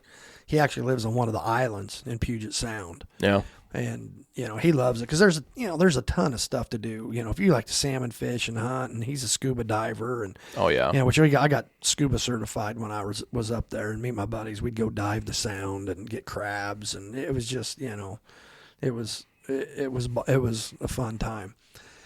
So back to Africa, those are the three places that you mainly stayed. How many?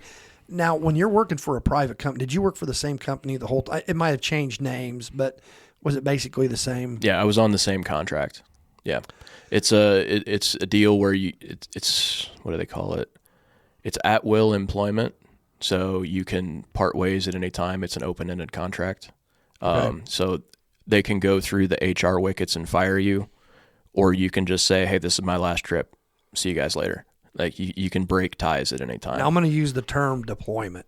When you would go overseas, I'm calling that a deployment. How long would you be? It depended. I signed up for 60/60s. So theoretically, you would do 60 days on site. So 60 days, that bed was your bed. Okay. And then you had an opposite that you were paired with. And the other 60 days, that was their bed. And they would show up the day or the day before you left. And then you would show up the day or the day before they left. So you basically hot racked it. Like you 60 days at a time. Yeah. That's what I signed up for. The first few years until COVID, it pretty well stayed that. Then when the airlines started to shut down and countries stopped letting people come through and they started shutting down airports, it basically locked down all the travel. And the guys who were downrange got stuck downrange. The guys who were at home got stuck at home. And when you live on primarily you're getting paid your day rate. So if you're not out that day, like you're not downrange or traveling to or coming back from, right, you're not getting paid. You get paid a day rate for the day that you're there. That's it. So when you're home, you're not getting paid. And you were home? I was home. Oh man, that's it's going to sound ridiculous. So I got back from Iceland on a Monday, and they had closed everything down the Saturday before. So I was in Iceland for 10 days with a bunch of friends that I grew up with for a wedding, and they locked it down while we were there. And we rolled the dice and didn't change our tickets because nobody could afford to change their tickets the day of. So we rolled the dice, and we were the last flight back into Chicago that night when we came back. The only people that we saw in that airport were the people who came off the plane with us and a couple of people around the baggage claim, and then the CDC reps that were handing out papers and checking everybody's temperature when you came through, and that was it. That had to have been freaky. It was really weird. Because that was O'Hare? Mm-hmm. Yeah, that was O'Hare. At one time, that was the busiest airport in the world. I don't know if it still is, but it's one of them. I think it bounced around between Heathrow and a couple other ones now. But yeah, it's in the top 5 easily. I mean, easily. And it was a direct flight from Reykjavik, so that tells you. So you went from Reykjavik straight to... Yeah, it's a 6-hour direct flight, if that tells you anything. It is an international airport. And a lot of times I flew straight from... I didn't fly often straight in or out of the country from Chicago. A lot of times I bounced through Detroit or Minneapolis or Atlanta. But yeah, I flew a few times in and out directly out of Chicago. So it was very unnerving to see someplace that just should be busy not. Right. But that's freaky. That whole time period was weird. You're looking, of course, we've got the lens of... Oh yeah, hindsight's 20/20. Exactly, and we can look at all the mistakes that everybody made, and all. But that was just that was a bizarre time. I can remember. I just I was working at the prison, and I knew it was. I've been waiting for that though. As crazy as that was going to make me sound, waiting for something to break off. I just especially a pandemic.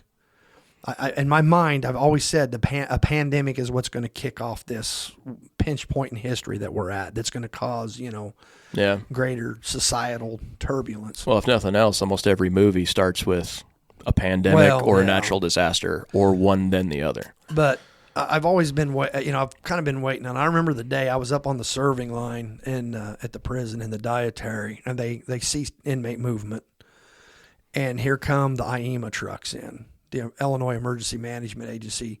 They were setting up tents into the gym. They were going to put them on the yard, but they ended up putting them in the gym because, climate control is, Yeah. And the chow hall was quiet. I mean, between the convicts, the staff, all of us, we're watching those trucks roll in. And I thought, man, and we're hearing about how bad it is, how many people are dying in China, and then now there's cases in Seattle, and Illinois got the first cases, and it's starting to spread, and you're hearing this. Yeah, it's almost like you're watching a heat map expand across the and world. It's coming. And I can remember I would come into this garage, take my clothes off, I would get changed, I would go straight in, nobody touch me. I'd go in, I'd throw my clothes straight into the laundry, and I would jump right into the shower, and I would scrub off. And I remember calling my doctor because I'm on blood pressure medicine, and I'd read, early reports off the internet, which there's so much disinformation out there, and we try to, go through it and figure out what's right and what's not. But I'd been reading about the medicine that I was on for my blood pressure at the time, that people were having some bad reactions. Right. It was really, so I wanted to switch. And I can remember, she was kind of, and I can remember at the time telling her, it's not if I'm going to get this, it's when. Yeah, I mean, you're basically, like, you're actively putting your hand on the stove every day. You're going to get burned. I am in an environment where humans are on top of one another. We are warehousing human beings. Yeah. And I'm walking into that, and I'm a ground soldier. I'm a guy that I'm dealing with inmates face to face daily. We're wearing, at first, we were gloved up, or the mask. Everybody had to wear masks, and like I said, a lot of that looking back now, we realize how silly it is, because you think, how can you fight something you can't see? Yeah. I just thought it was so funny with the masks that they knew that masks didn't work a couple of weeks into the thing, and they would show the graphics of it on TV, but then those disappeared, and then all they showed was the graphics of how bad sneezing and coughing spreads. And you wonder, I guess it's just control. I guess it just must be control that people want to, force that. But, whatever. If you think about it, that's a pretty impressive flex of power that they were able to shut down not a region, not a country, not a continent. They were able to shut down the world in a matter of days and keep it that way. It's scary. Yes, it is. It's scary to think about. But yeah, here we are. There's a whole lot of wild logic chains and things that you can follow from that, and implications as to, well, if it works this way in this system, if you follow the same model in this other system, you get this output. And yeah. Was it planned? Was it not planned? Was it accidental? Did it escape? There's so many. Yeah. Did you just hear about this lab they busted in California? Busted is the wrong word. There is a lab in California run by the Chinese. The guy that runs it is a wanted fugitive in Canada. Oh, really? He's Chinese. I don't know what he's wanted for in Canada. Has a lab where they went in, they being, I believe it was the FDA, and found active Ebola and HIV in there. Ugh. This was 2 days ago. I read this article. And so, and what's being done? What are they doing? It's just like, how did this get set up? There are many people that work there. I don't know how large the facility was or any of that. I didn't get it, too into the details. How are we allowed? And it's not the only one. Yeah. And I kind of wonder how many of the people that were working there thought it was a legitimate business. Like that kind of stuff. Like, right. The back end knows what's going on, but the front end thinks we're a lab doing whatever. Yeah, they could just hire a bunch of interns out of college. Hey, do this stuff, do these tests, do X, Y, and Z. They don't know any better yet. Right. Yeah, and it could be. It very well could be. Yeah. But that year was wild. Yeah. So that was right after. So now you're home. Well, that all started about a month, 2 months after I came home from a trip. I came home at the end of February, or beginning of February. March and April's when all the lockdowns. Yeah. So I went out December 19, and I was out over Christmas and New Year's, and then in January where I was got hit. Like they came down across the dirt road border from Somalia and just wrecked that flight line. And I heard from your dad that there was one line on the ticker at the bottom of Fox News about it. And then when I came home and I stopped and visited him, he gave me a news article that I think he pulled out of the Decatur Herald and Review. Is the only article about it that I've ever seen. It just didn't happen. And that's right where you were. US servicemen died. They came, set up in the woods, and just started wrecking the place. There's a plane fixing to take off, and so they hit the plane with an RPG. They hit the truck with the military guys watching it. They had cleared the runway and cleared them to take off. They hit them with an RPG. Was there an airborne infantry unit there from the Army? They dropped in after. That some guys got killed in an airborne infantry unit that were there, stationed there? You're thinking a couple years before there was the Special Forces team in West Africa. They went out and prosecuted a raid. I think it was just a raid, not a series of raids, with some indige. And then they were heading back. I think this was in Niger. They were heading back to base. They got word that there was a pop-up time-sensitive target, and they decided to go get it, and it was an ambush. And all their indige left them, and they got rolled. So that changed a lot of the calculus of what we had to do, because at the time, President Trump decided that no one can go out the wire in Africa without Overwatch. So that changed the game significantly. You had to have somebody overhead with a camera on you, or you couldn't go outside, kind of deal. Mm-hmm. Which, you say what you will about how much safer everybody is now versus how much safer, or how dangerous it was for the soldiers 50, 100 years ago. They didn't have those rules, and they got a lot of stuff done. But we weren't letting these guys who are absolutely the bleeding edge of a spear, we won't let them take the sheath off. So what was your overall mission for you? I mean, I know you were doing basically the same thing, but can you get into what the mission set was? Why? Yeah, is essentially the cookie cutter exact same thing I was doing in Afghanistan. There are terrorist units. a lot of them are affiliated. You the old names. You had the Taliban, and you had Al Qaeda, and you had all of these. You ended up with ISIS and ISIL or whatever LMNOP name they came up with before they got all tore up. I just blanked on the name of the guys that I was hunting. Al-Shabaab? Yeah. Is that? Al-Shabaab. I kept wanting to say Haqqani, but that was one of the Afghan networks. So Al-Shabaab apparently was supposed to have a loose affiliation with ISIS and Al-Qaeda.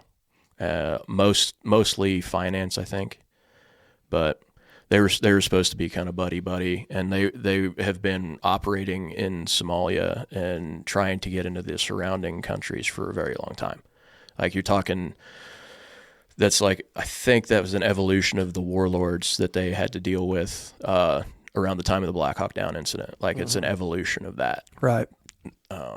So they would cross the literal dirt road border into Kenya and mess stuff up or, chase people down. One of the trips that I was there, we got restricted to base because a few miles out, they got within, I think, 15 miles of the base and started taking heads.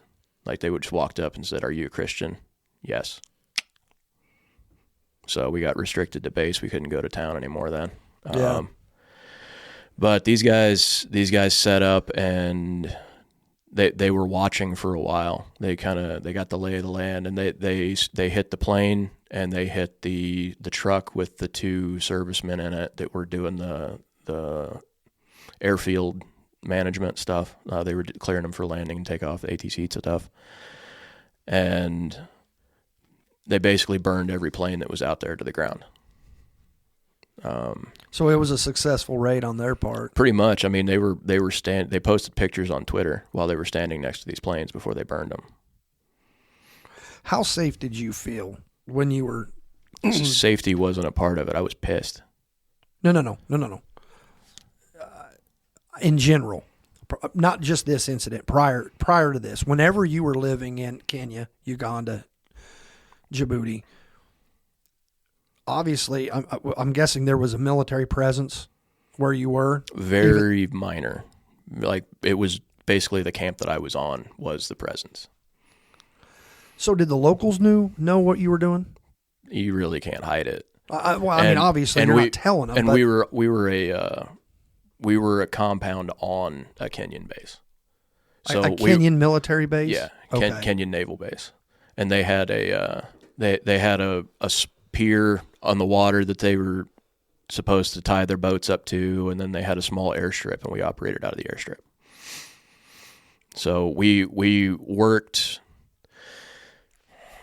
So you know how a lot of what was set up in Vietnam was supposed to be advise the Indige and teach them how to go do it? Right. Primarily, that's Africa. We're supposed to be an advisory force.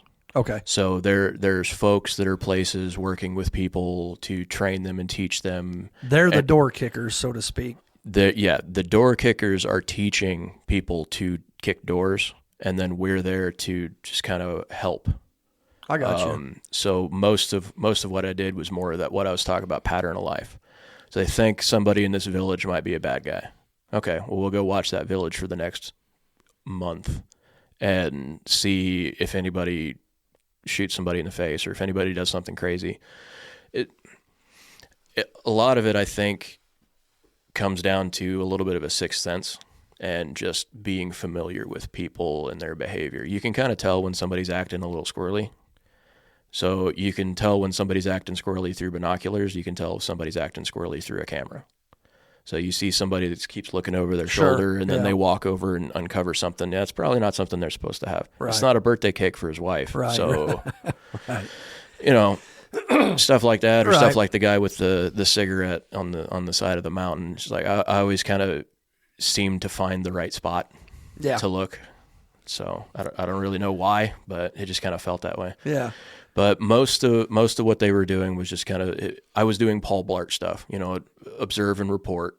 I would report to the US advisory forces, and then they say, hey, you said you did this, but I know you did this. I've got pictures, kind of thing. Or the indig would go out and they were supposed to check out a village, so we'd go watch the village, and then the guys were sitting back. They weren't supposed to leave the compound, so they're watching our feed, and we're showing them where the guys are, and we're identifying everything you'd see on like a sand table. We're finding the front forward edge, we're finding the line, we're finding the vehicle drop-off point, and showing I them would where that think is. I would think you guys would have been targeted more. We just, like I said earlier, we flew a lot higher in Africa because it was a lot quieter. And they weren't so used to seeing planes, so you had to just be way up there, and it's not really a factor then. I didn't mean just that, but I mean also like if you went into town. I I know you weren't broadcasting, hey, this is who I am and this is what I do. You're not telling people, but I would think they would. Absolutely were obvious everywhere we went. Yeah. I'm thinking they would know. Yeah. As it turns out, the 45 or 50-year-old American isn't much different than your description of an 18-year-old sometimes. Yeah. So you'd see those guys every time we went to town. It's like, dude, you need to just stop one notch, please. But it was that way though, because we'd get stuck on that camp. We'd be stuck on like a 10-acre camp for our 2 or 3 month rotation. It's kind of like people going stir crazy on a boat. Sure. How many deployments did you do? Rotations, whatever, to Africa? Oh, it should have averaged about 3 a year, but COVID screwed that up a little bit. Somewhere around 15 or 16 trips. That's a lot. I was supposed to be doing 60-60s. I did a 5, a couple of 4s, a bunch of 3s. And you got to get out under your own. Whenever you just how did you make that decision? How did you know it was time to walk away? I've done enough for God and country. I'd been on the fence, kind of pre-COVID. I was thinking maybe it was about time to go do something else, and then that reset everybody's priorities for a year or two. And all I really wanted at that point, because I got stuck on the home side, all I wanted was some cash, so I couldn't wait to go. Sure. I did my 5-month trip. And you guys make good money doing that. We didn't do too bad. That was my favorite part of it compared to doing the exact same job in the Air Force was contracting. They pay you for your worth, not your rank. If they don't pay you enough, you leave because it's at will employment. Yeah. So I started out making fully 3 times what I made as an NCO doing it in the Air Force. It was just bananas to me for somebody who grew up in this area, and you know what I mean, like the standard of living, the is very low. The here. income, yes, yeah, it's compared to it's silly. Yeah. Like it becomes a number at that point, and I'm not a wealthy person, right? Like I don't consider myself a wealthy person. I'd made quite a bit of money. I pissed a lot of it away, but I also the farm's paid for. My Jeep's paid for, my bike's paid for. I tried to not be a complete idiot with it, but they pay you pretty good. Right. They pay you pretty good. And I've got buddies that have been doing it for 20-some years. They're like, why? Could you ever go back to doing it? Yeah. Yeah. So that's always on the table? Yeah. And is there like a window that that if you get to a certain point in the age, they'll be like, we kind of got these younger guys they're straight out of the Air Force and we're using them? Maybe, but I'm still well within my window. Right. I mean, I was out there with guys who were in their upper 50s and into their 60s. Like I was out there with guys who, if they came back to the States with their pilot ticket and tried to get jobs, they wouldn't have for that reason. But because they still had a valid ticket, they had lots of experience, and we needed people that could come fly for us, and that was fine. So I had a buddy, I called him Grandpa Jack because he was at least 67. Like just old guy. He talk like this on the radio. I'd mess with him all the time. He's a great guy. Yeah. But well, that's cool. I'm not going to age out of it anytime soon. It's on the table for me to go back again, just in the front seat. Just because that's. Could you pick a different theater? Technically, I could go, if I tried to say get back on with Maitreya, if I tried to get back on with the same company, I wouldn't necessarily have to apply and go back to Kenya. I would just apply for a job position, and that could be at anywhere that they have a program running. So I could do CONUS stuff. I could go back to one of the Africa sites. I could go to CONUS, Continental United States. No, I know what it means, but they run stuff here.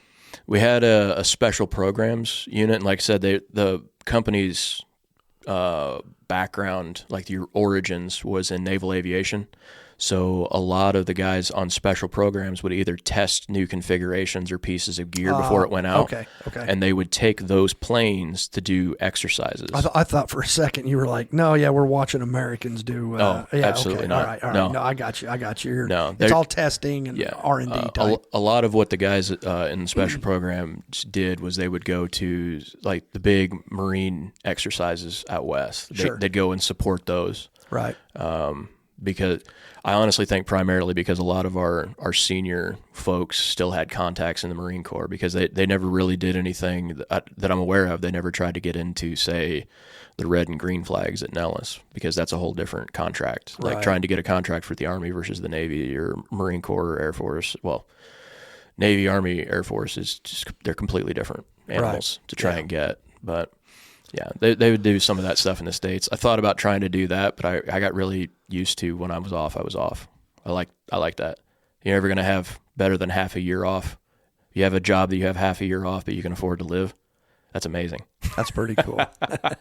Much time for activities, you know? Yeah, so many activities. Yeah, that is awesome. And so you got out, and now here you are. You're going to school, and what's the next chapter going to be? Oh, shoot. I don't know. Hopefully flying somewhere. Who knows, right? Like I said, the bachelor's degree is in management, but as I'm doing it, I'm also going to pick up, I'm on a waiting list for an associate's degree, and that's in flight specifically, and that'll get flight tickets, pilot licenses, and all that. So you will not only be a pilot, you will also have a degree in management as well. Yeah, from aviation. From a very specific aviation mindset, yes. Well, that's pretty cool. Yeah, so that's going to be really cool. How many years is it going to take to? It'll be about 3. About 3 more. Yeah, I'm gonna more than run out my GI Bill because I did 2 years, and then I'm doing the traditional, and that expires at 10. So that expires next September. But luckily, they fund the semester if it started before your time out. So I get half of it under the GI Bill. Right. And I'm going to have at least a summer of classes. So if I do that next summer, I'll have that paid for too. So I'll only have 1 year left for the GI Bill to not cover. But that's no big deal. Yeah. I'll figure it out. Millions of kids do it every year. Yeah. I'll figure it out. Yeah. I've got faith in you, brother. Well, Ross, I appreciate you coming in and doing this, man. This is hopefully you can come back and do it again. Yeah, sure. I'd love to. It's fun. And we can talk next time. We can talk philosophy of life. We can talk books. We can talk more military stuff, whatever. Yeah. I'll have to write down some of my stories, some of the funnier stories about people getting run over by goats and stuff. Yeah. Well, brother, it's been good talking to you, and I appreciate you coming in. Absolutely. Always a pleasure. We'll see you, buddy. See ya.